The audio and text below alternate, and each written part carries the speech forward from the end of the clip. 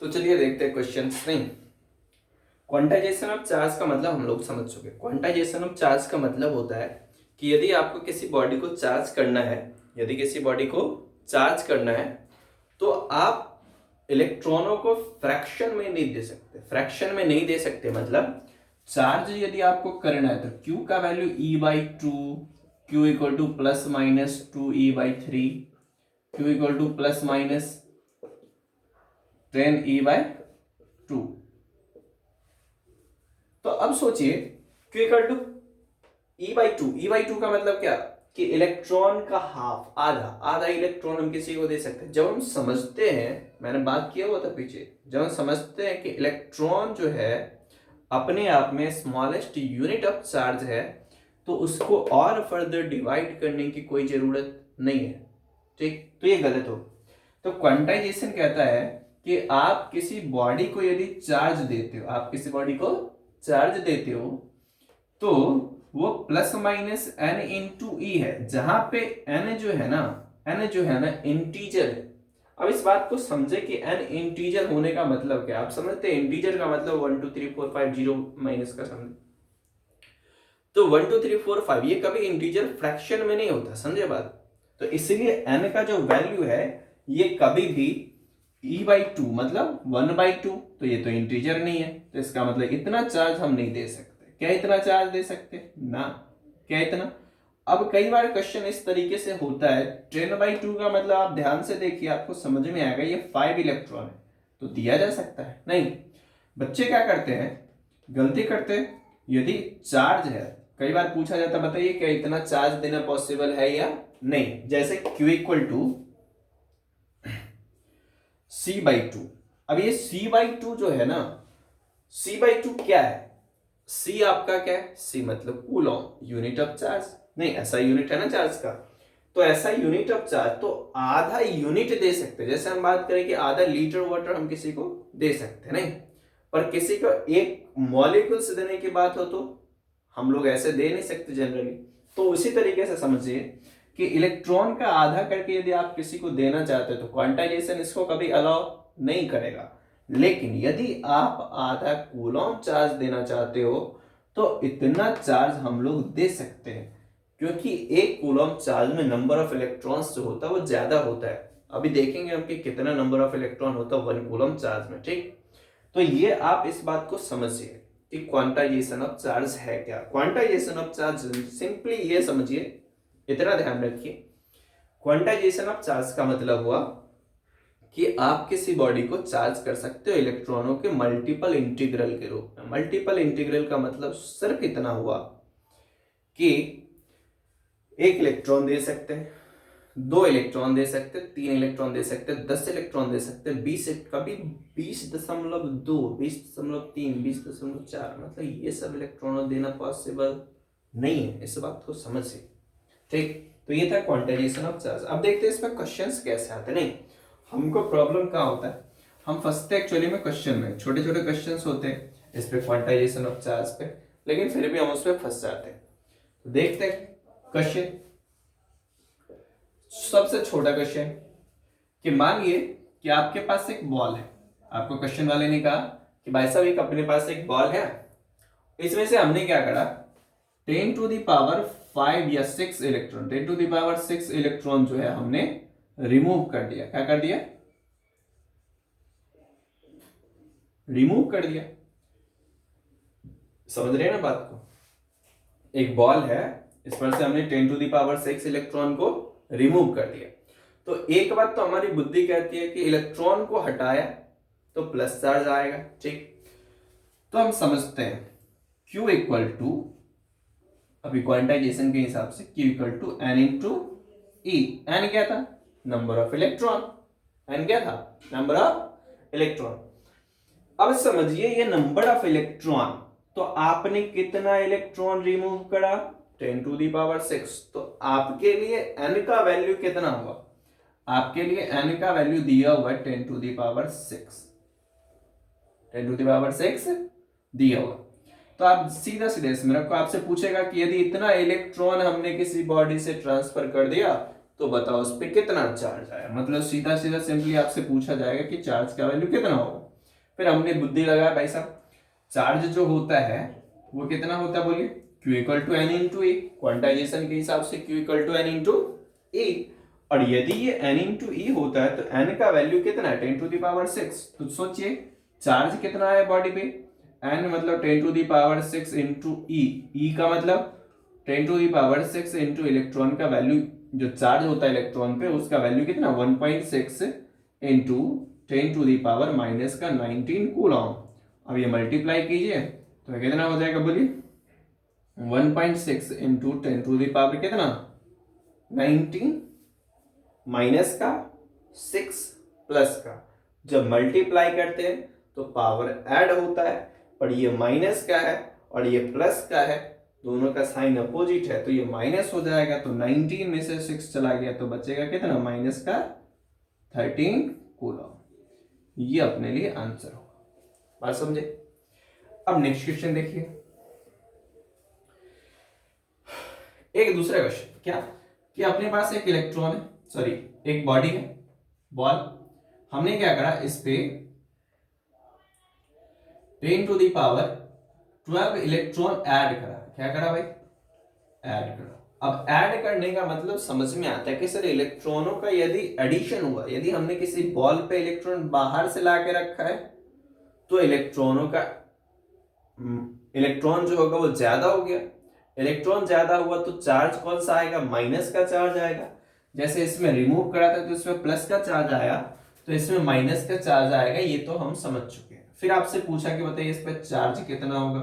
यदि चार्ज की बात है तो Q इक्वल टू सॉल्यूशन के लिए Q equal to n into e, नहीं एन इंटू ई।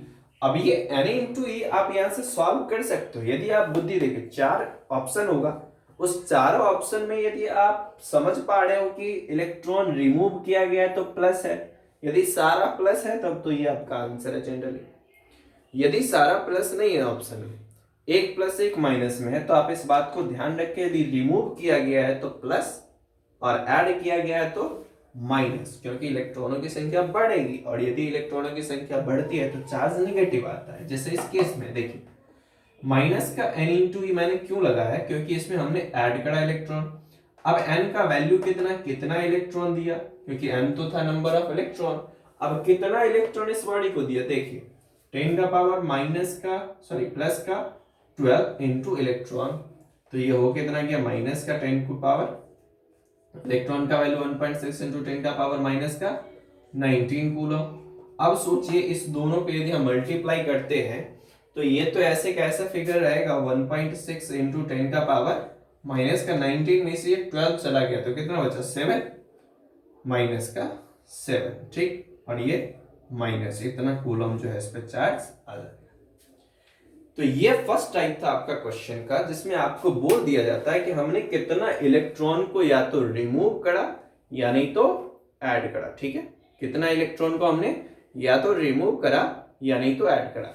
यदि रिमूव करा तो प्लस का चार्ज, यदि उस पर ऐड करा तो माइनस का चार्ज। सिर्फ आपको इतना ध्यान रखना है, एन के वैल्यू दिए रहेगा, टाइप सिंपल रहेगा। ठीक, अब दूसरा जो टाइप्स है इसमें, दूसरे टाइप्स का मतलब इसको चाहे तो आप लोग पॉज करें और इसको लिखें। ठीक, वीडियो पॉज करें और लिखें इसको।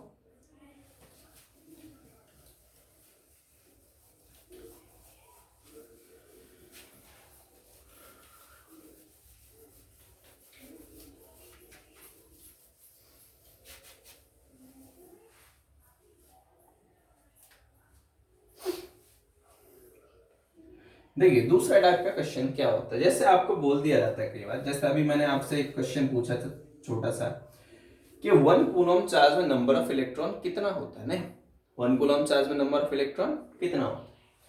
तो यदि मैं बोलता हूं फाइंड, क्वेश्चन लिखिए फाइंड नंबर ऑफ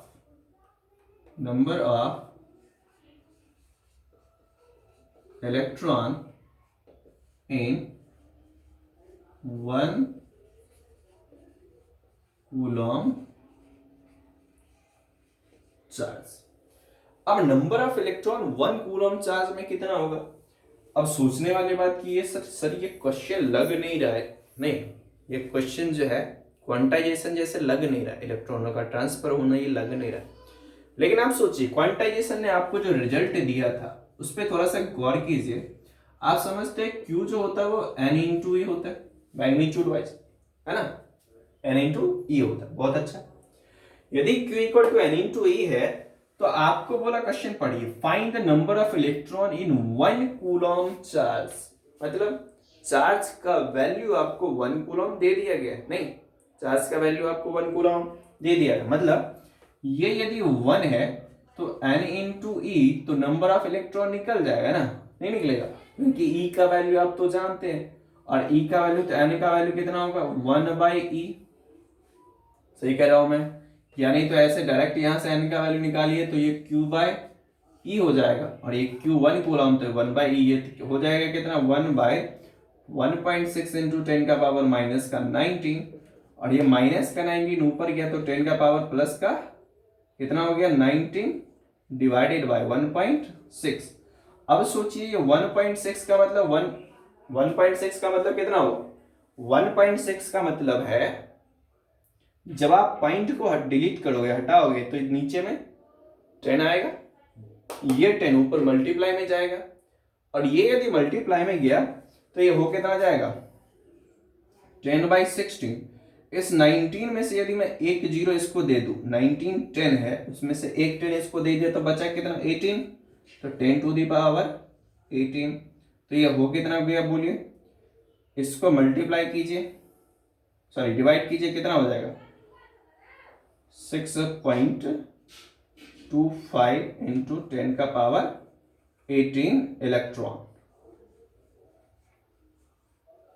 मतलब n जो आया वो इतना इलेक्ट्रॉन है।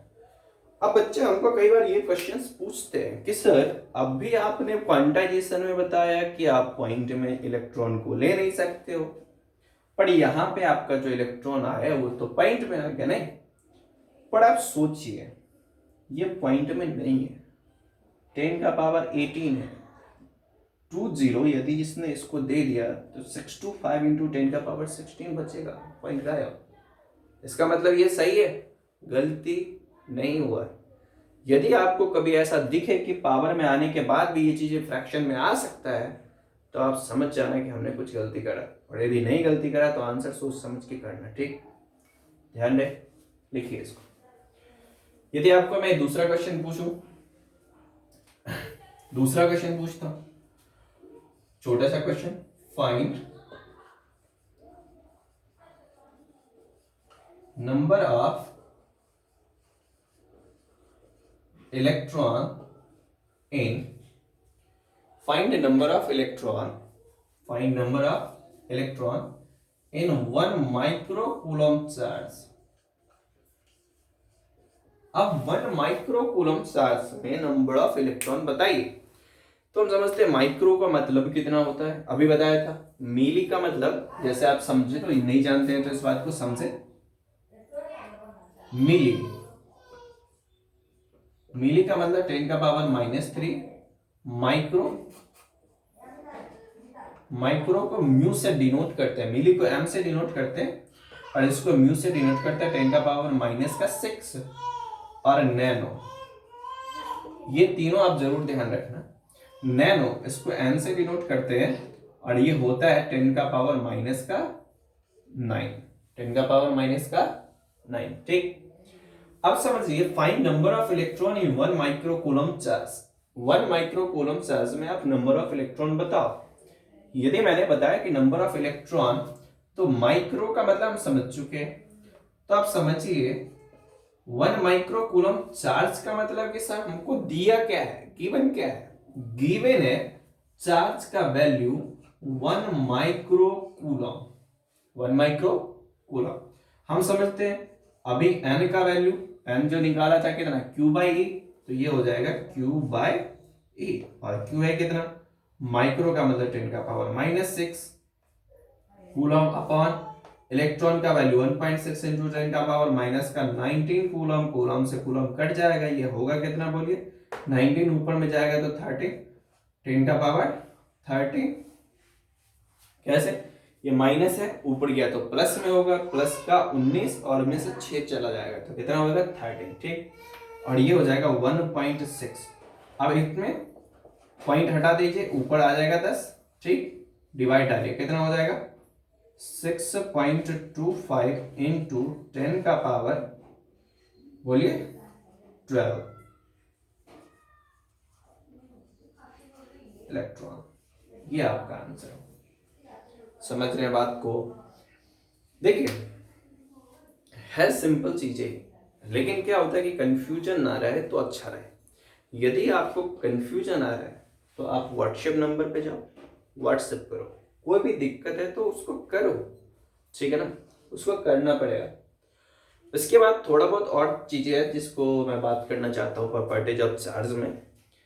जैसे देखिए, इसको लिख लिए, ठीक से लिखिए,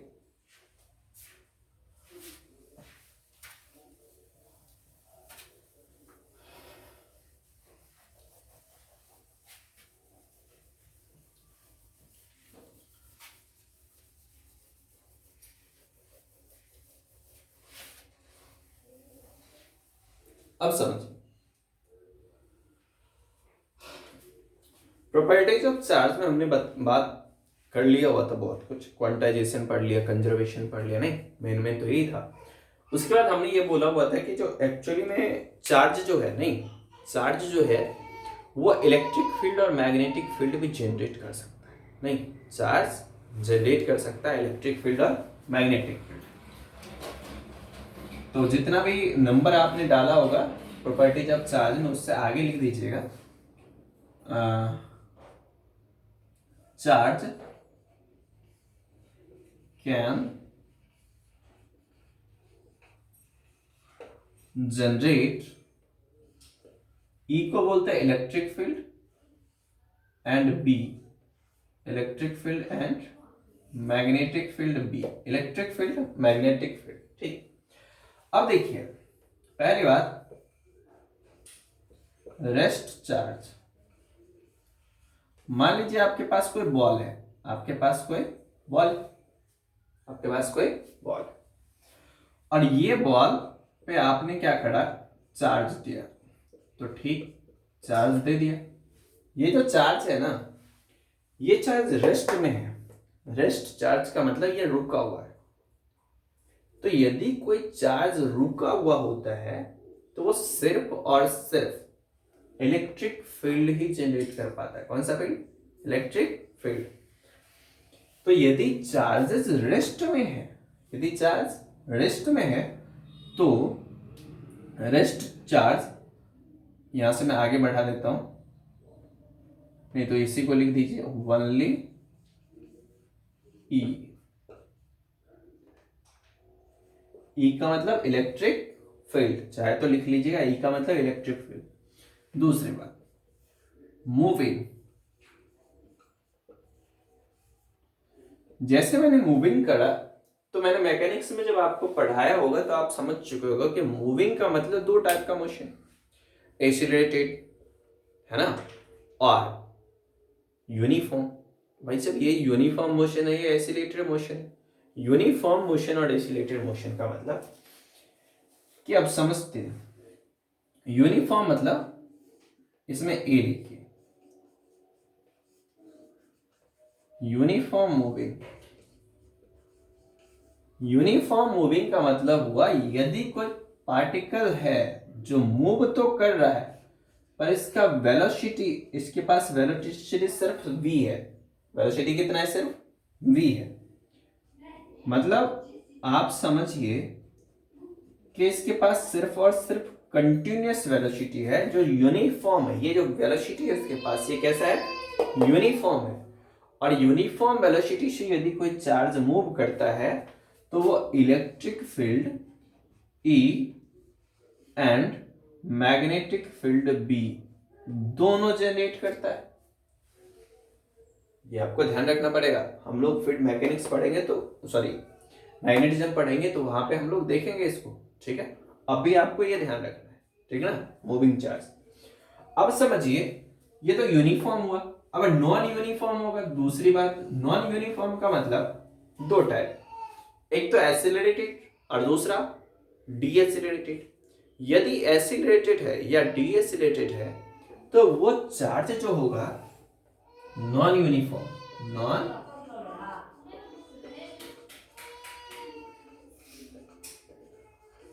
नॉन यूनिफॉर्म मूविंग, यदि चार्ज आपका नॉन यूनिफॉर्म मूव कर रहा है, चार्ज आपका कैसा मूव कर रहा है, नॉन यूनिफॉर्म मूव कर रहा है, तो नॉन यूनिफॉर्म मूव करने का मतलब या तो स्पीड इसका लगातार बढ़ता होगा या नहीं तो घटता। जैसे हम लोग एक्सीलरेटर लेते तो गाड़ी की स्पीड बढ़ती बढ़ती बढ़ती जाती है, पर यदि हमने क्या करा, उसको ब्रेक लगाया तो स्पीड उसकी घटती जाती है कंटिन्यूसली। तो आप इस बात को समझे, नॉन यूनिफॉर्म का मतलब होता है कि जिसकी स्पीड जो है वो यूनिफॉर्म नहीं है। यूनिफॉर्म का मतलब एक जैसा हमेशा, और नॉन यूनिफॉर्म का मतलब कभी बढ़ जाए कभी घट जाए। ठीक, तो यदि नॉन यूनिफॉर्म है तो ये इलेक्ट्रिक फील्ड जनरेट करेगा ही, मैग्नेटिक फील्ड बी भी जनरेट करेगा, और साथ ही साथ एन ई एम डब्ल्यू। बोलिए ई एम डब्ल्यू क्या है, इलेक्ट्रोमैग्नेटिक वेव। ये एनर्जी भी जनरेट करने लग जाता है, जिसको हम लोग इलेक्ट्रोमैग्नेटिक वेव पढ़ते हैं। क्या पढ़ते हैं, इलेक्ट्रोमैग्नेटिक वेव। तो इस बात को समझिए, चार्ज जो है यदि रेस्ट पे है तो सिर्फ इलेक्ट्रिक फील्ड, सिर्फ वनली ई का मतलब सिर्फ और सिर्फ इलेक्ट्रिक फील्ड जनरेट करेगा। मूविंग में दो कंडीशन, यूनिफॉर्म तो इलेक्ट्रिक फील्ड और मैग्नेटिक फील्ड, नॉन यूनिफॉर्म तो इलेक्ट्रिक फील्ड, मैग्नेटिक फील्ड और इलेक्ट्रोमैग्नेटिक वेव। इस EMW को जरूर लिखिएगा, इलेक्ट्रोमैग्नेटिक वेव। ठीक, लिखिए।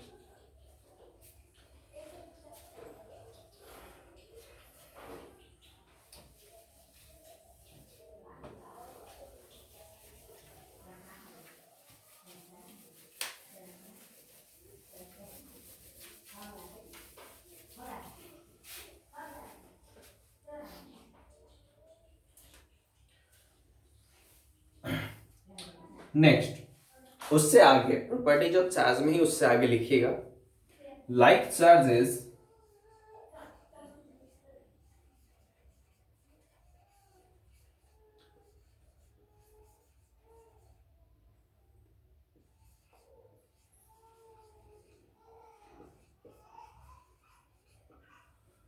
Like charges repel each other. Repel each other मतलब यदि लाइक चार्जेस है, मान लीजिए एक प्लस चार्ज है और दूसरा प्लस चार्ज है, तो ये इसको इधर धक्का देगा तो ये इसको इधर धक्का देगा। रिपेल का मतलब होता है या रिपल्सन शो करना।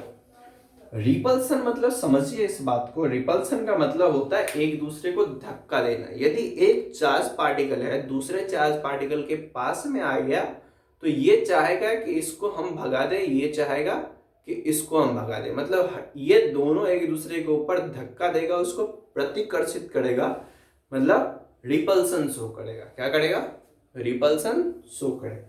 मतलब बोले यदि सर माइनस चार्ज है और ये माइनस, लाइक का मतलब होता है सेम सेम। जैसे ये प्लस है तो ये भी क्या होना चाहिए, प्लस। ये माइनस है तो ये भी क्या होना चाहिए, minus.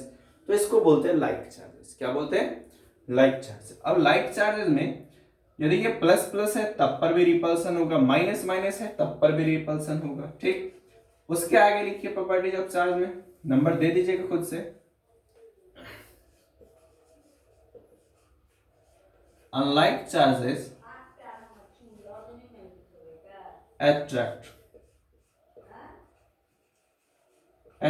each other. Unlike charges attract each other. Unlike charges का मतलब एक प्लस है और एक माइनस है, या एक माइनस है और दूसरा प्लस है, तो ये दोनों एक दूसरे को अट्रैक्ट करता है। अट्रैक्ट करना मतलब अट्रैक्शन शो करना, आकर्षण शो करना, एक दूसरे को अपनी तरफ खींचना। यदि एक प्लस है एक माइनस है तो ये एक दूसरे को अपनी तरफ खींचेगा। ठीक, अब दिमाग में एक और बात आता हो क्या, कि सर यदि प्लस दोनों सेम नेचर का चार्ज है तो रिपल्सन, कोई दिक्कत नहीं। अपोजिट नेचर का चार्ज है तो अट्रैक्शन, कोई दिक्कत नहीं। सोचिए यदि एक न्यूट्रल बॉडी है, एक न्यूट्रल बॉडी है, और न्यूट्रल बॉडी यदि प्लस या माइनस के साथ आया तो क्या ये अट्रैक्ट कर पाएगा, क्या ये रिपेल करेगा, या क्या होना चाहिए। ध्यान रखिए इस बात को, इससे ज्यादा इंपॉर्टेंट आपका ये प्रॉपर्टी होता है, न्यूट्रल बॉडी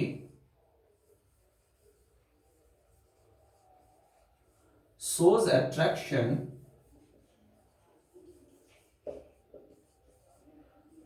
with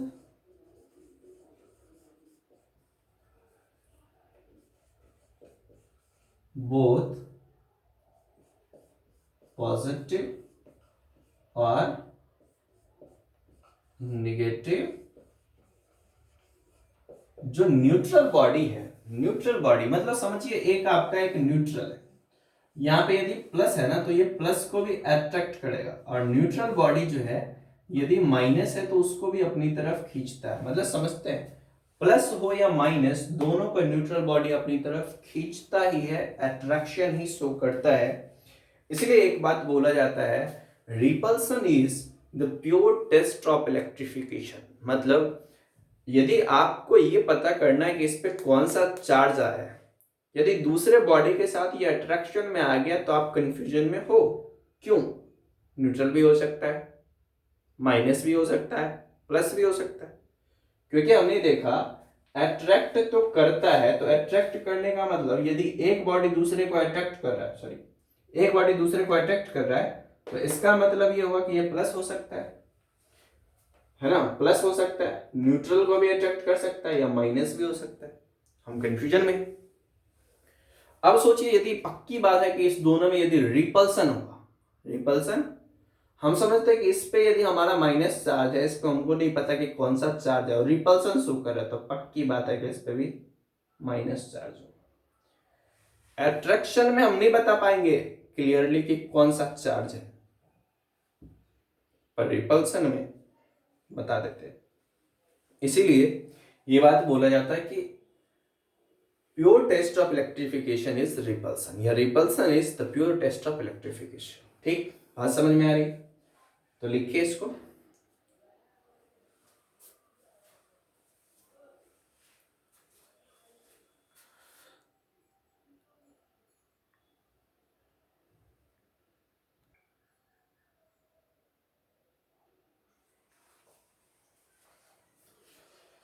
आइए एक छोटे से एग्जाम्पल से इसको क्लोज करते हैं। अब बात ये है, आप समझते हैं कि जो लाइक चार्जेस होता है वो एक दूसरे को रिपल्सन शो करता है, अनलाइक चार्जेस जो होता है वो एक दूसरे को अट्रैक्शन शो करता है। न्यूट्रल के साथ प्लस हो या माइनस दोनों ही अट्रैक्शन शो करता है। अब समझिए आपके लिए छोटा सा क्वेश्चन, सोप बबल समझते हैं आप, साबुन का बुलबुला समझते हैं ना, सोप बबल। तो यदि सोप बबल की बात कर ले या बलून्स की बात कर ले, दोनों सेम है। यदि ये मान लीजिए कि ये आपका सोप बबल है, ठीक, ये आपका सोप बबल, आपसे क्वेश्चन वाला पूछा कि हमने क्या करा, एक सोप बबल था, उस पर प्लस का चार्ज दिया तो उसका साइज क्या होगा, प्लस का चार्ज दिया तो उसका साइज क्या होगा। ठीक, या ऐसा भी पूछ सकता है कि यदि एक सोप बबल को हमने प्लस चार्ज दिया तो उसका साइज इंक्रीज किया, तो बताइए माइनस चार्ज दे तो हमारे दिमाग में एक ही बात आएगा कि माइनस देंगे तो घट जाना चाहिए। पर आप सोचिए इसका मैकेनिज्म क्या है। यदि मान लीजिए इस पे प्लस चार्ज दिया गया है, सोप बबल है, इस पे प्लस चार्ज दिया गया है, तो इसका साइज बढ़ेगा, इस बात को हम समझे। बढ़ेगा कैसे? मतलब ये प्लस का चार्ज इसके अपोजिट वाले प्लस चार्ज को रिपल्सन शो करेगा, क्योंकि सेम नेचर का चार्ज या लाइक चार्जेस शो रिपल्सन, तो लाइक चार्जेस एक दूसरे को धक्का देगा। बिल्कुल इसके अपोजिट में ये है और इसके अपोजिट वाला ये एक दूसरे को धक्का देगा। सेम ये वाला इसको धक्का देगा, ये वाला इसको धक्का देगा। तो सोचिए इसके जो ये सरफेस था, सो बबल का जो आउटर सरफेस है, उस सरफेस को ऐसा लगेगा हमको बाहर से कोई खींच रहा, नहीं तो वो उसका साइज जो होगा इंक्रीज कर जाएगा। सही बात है। अब आपसे पूछा गया कि नहीं हमने इस पे माइनस चार्ज दिया, तो बताओ इसका साइज क्या होगा। अब यदि आप माइनस चार्ज देते हो तब पर भी ये बात समझे कि माइनस चार्ज देने से भी इस पे भी इधर माइनस है, उस पे भी इधर माइनस है, तो दोनों में फिर से क्या होगा, लाइक चार्जेज ये भी है, माइनस माइनस भी तो लाइक चार्जेस है, और माइनस माइनस यदि लाइक चार्जेस है तो इसका मतलब ये कि इसका साइज फिर से इंक्रीज करेगा, चाहे प्लस थे चाहे माइनस थे, साइज हमेशा इंक्रीज ही करेगा, और ये इंक्रीज करने का जो रीजन था वो रिपल्सन था। ठीक, बात समझ में आ गया? तो इस बात को समझे कि जब हम किसी सोप बबल को चार्ज करते हैं, चाहे प्लस चार्ज करें या माइनस चार्ज करें, उसकी साइज जो है इंक्रीज कर जाएगा।